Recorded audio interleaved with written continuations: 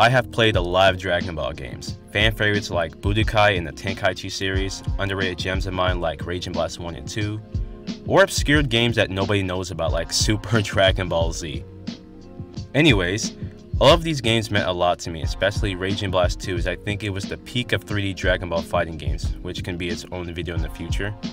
But as you read the title, I'm going to be talking about the most disappointing Dragon Ball game that I've ever played. Maybe the worst.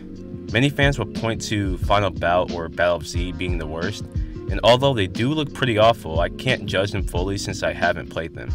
So I'm sticking to what I've already played, and that game is Dragon Ball Z Ultimate Tenkaichi. When I first heard about Ultimate Tenkaichi back in 2011, I was very excited as it looked like another addition to the Raging Blast series. The graphics looked okay for its time, the character creation was a neat touch, and the overall game looked like a fun time.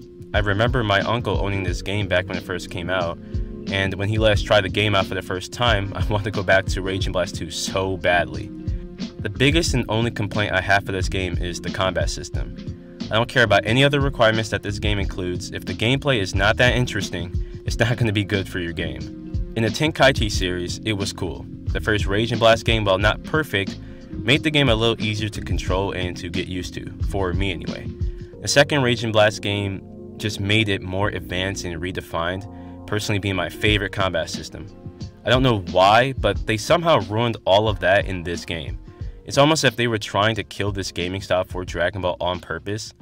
The fighting consists of you pressing a few buttons, playing rock, paper, scissors, and watching a cutscene of your favorite character kicking the other player's ass for a few minutes without you even pressing anything. I'm not kidding.